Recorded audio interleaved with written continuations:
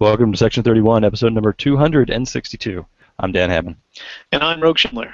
This week we're going to talk briefly about the new achievements that went up on Monday last week, and we'll touch on the release article for Strange Bedfellows and see if we can provide any information we can on that. But so the article went up last week, and we were going to talk about it, and then I remembered you're not here, so I was going to talk about it with Charlie, and then I realized that we probably wouldn't have much to say. So Aftermath, it's been a week or so. Reaction about what you expected? Well, the Aftermath, there was not a lot of Aftermath in that we didn't actually go live last week. I did post the article because just to have something up, I said that we would have something at that point. But I guess there was some confusion. I thought, for when I thought Chris was going to be out of town. We don't like to do releases as he's gone, because then if something bad happens, then he's not here to fix it. And there's always, even with testing, there's always a couple bugs here and there. So we went live this week. I posted the article last week as a tide people over. There was some reaction to that. There's been some reaction to them going up today, but it's all been fairly positive.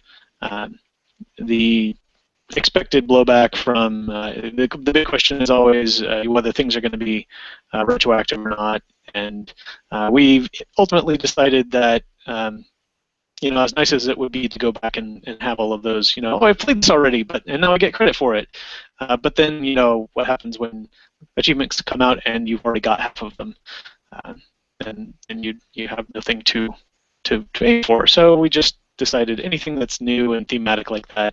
There were a couple of format items that should have already been released, and so those were retroactive, but anything that was new and deck creative like are all live now. So we tried to get some stuff for each of the new recent releases. Got some stuff from Balance of Terror and some stuff from Gamma Quadrant. Went through and worked through an entire swath of Maki achievements for each of those different aspects, and we tied them into the Maki family achievement, which used to only be 2E, which made it tough to get to Play 10. We don't really like Play 10 to begin with in general, but it's been tougher when it's only in one game, so now that's a little easier. Some achievement stuff, or some dilemma stuff rather. In general, I'm happy that we've got things up to speed. We've had some more. It's a little bit bigger than we might normally have done, just to both update and have new creative stuff in there. But it's looking good so far. So let me ask a question that everyone wants to ask, but won't, because they felt like you just put a lot of effort into this, and it's great that we have new achievements. But there was also this announcement of a new set coming up. Will there be achievements for that? Is it already rolled in, or was that planned for, or will that be waiting for the next update? We talked about looking ahead to include that as well. The final, basically what it came down to was we already had plenty of material because it's been so long that we didn't need to overstuff this set, create more work for ourselves. And, it's not like every time a new set comes out, we jump on and have 30 new achievements for that set. It's whenever the next cycle comes around, then we go back and add those in. So will there be a release achievement? Probably. Are there a ton of new stuff, new achievements waiting to be found for this new set? No. Okay, fair enough. Then I look forward to seeing what shiny new things are going to appear whenever the set drops. Yeah. So, do you have any? Were there any outstanding questions on the board that you feel that you want to address, or you think everything's been cleared up pretty well? I don't think so. I think I responded to everything pretty well. If you have a question, or if your question wasn't answered, I think it's on the boards. I've been trying really hard to keep up with those. Everybody knows I'm horrible at finding things on the board if they crop up. I don't go to the message boards because I'm just a very slow reader and I can't keep up with all of them. But when something like a new article pops up that's achievement related, or we have a release that's achievement related, which then generates its own thread, I go and subscribe to that. So if nothing else, you can catch me that way. Or as I've told people in the past, if there's a thread achievement related and that's going on and you don't see me on it, and you're waiting for me to comment, please feel free to hit me with a PM and just say, did you see this over here? Because there's this whole conversation and people are waiting for you to weigh in. So sometimes I just completely miss it. So sorry. Very good. All right. Well, speaking of new articles going up, I guess that's a good segue into the Strange Bedfellows. That's what it was going to be called, right? It is, and that was both of our guesses. Yeah. So go us. We can be right every once in a while. On that subject, it's been a long time since they gave us a card that they said was going to be in a set that they later cut. It has. We've been remarkably accurate. In fact, this whole article looks like stuff that we already knew. Yeah, Norm 3, Luxana, and Common Purpose, yep.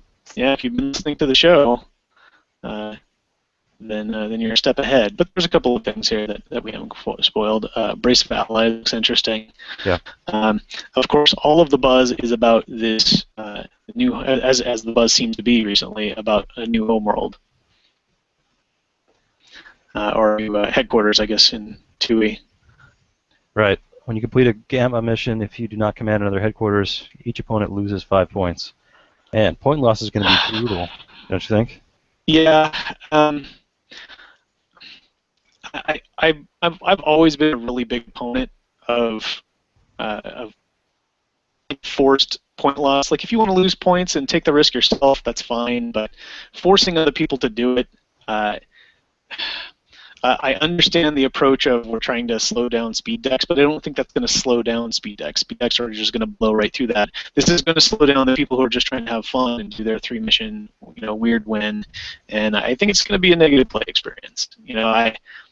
I understand that somebody on the speaking of articles related to or message threads related to articles, somebody pointed out that if this is really that fast and that bad. Let's say you do a 3-mission win deck with this. You get your mission before your opponent, so nothing happens. They don't have any points to lose. When they do their 3rd mission, nothing happens because they win. So it's really only a 5-point, that 2nd mission, 5 points, or maybe if you get the 2 mission, 10 points. Is that going to be a big deal? And, sure, it's not a big deal, but 10 points is a big deal between the types of missions that you have to pick from.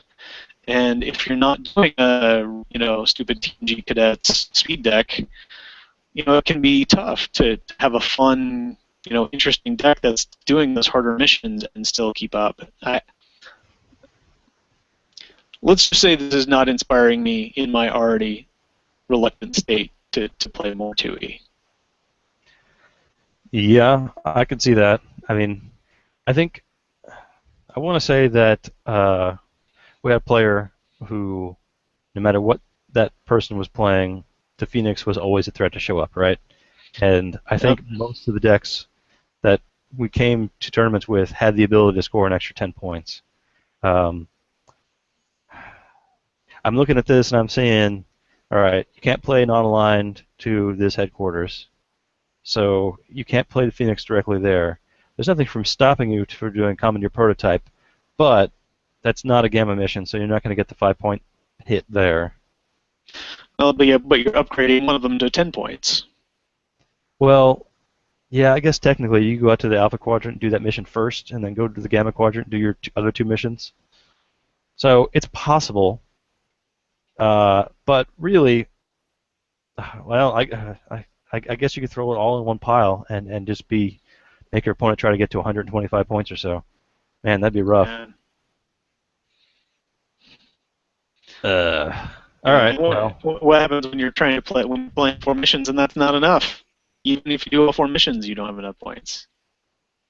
Well, that would be the tipping point, wouldn't it? I mean, you try to hope you time out. You try and deck them.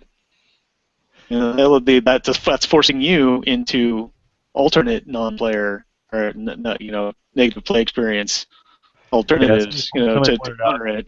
Someone pointed out, and I think I can agree that this really makes playing with meta missions difficult because you have to be able to solve them, right? Yeah. I mean, it was already you had to plan for it, but now, uh, you're gonna have to be able to pull it off if you need to. If you score 100 points, but you've already lost 15 or so, or you lost 5, and you've got to get 10 more, so that's another mission you got to go do. I guess we'll find out how fast the contingent refuge deck is. If it's as fast as if you can if it's a speedy deck that can get a few missions done, it's gonna be tough to catch up to. But I guess we'll find out. Delta Delta Gamma Dominion has always had a tough time solving missions, and it's been always tougher in the Gamma Quadrant. But they've got a lot of tools in this set, and that there are ways of making your opponent slower or you speeding up. So I don't know. Not looking forward to finding out. That's really what it comes down to.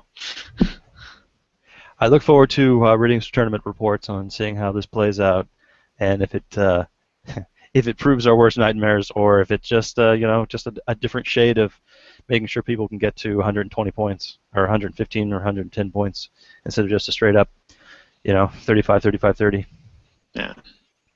It certainly makes me less sad that I'm missing a lot of tournaments this spring, because that's when everybody's going to be playing it when it comes out. Oh, let's try this. I don't think that's what the continuing committee is going for on releasing new cards, making you happy that you're missing the tournament. Really? Oh, well, I don't know. It's something to do with then. So the question is at hand, I believe, is when are the release kits going up? If time permits, I will put them up this evening. So they should be able to order them for the next week and a half, maybe 2 weeks, and as soon as you place the order, within a day or two, I'll ship them out. So that's the shipping manager hat. I'll take that off and go back to planning about this mission, I guess. I really did like that the release card, both versions. Really good story selection. I liked the Gowron and Cisco version and the Picard version from the Chase. That was really cool. And I loved the pack art. I had already seen that the set was announced, and I left the page and I came back and it reloaded to the pack art release image. I was like, dude, that's awesome. That's almost cool enough to make me want to look at this further. That's pretty strong. I like that. Yeah. Yeah. It's hard to go wrong with DS9 with me, so I don't know. Maybe. All over the map. All right. Very good. Well, I think that's probably we can just wrap up with that. Touched on achievements, new set, kits should be going up either tonight or tomorrow. There was a post about the raffle. It's raffle time again. So yay, raffle. Early Saturday morning. This Saturday? Yep. Oh, all right. Well, another one I will miss.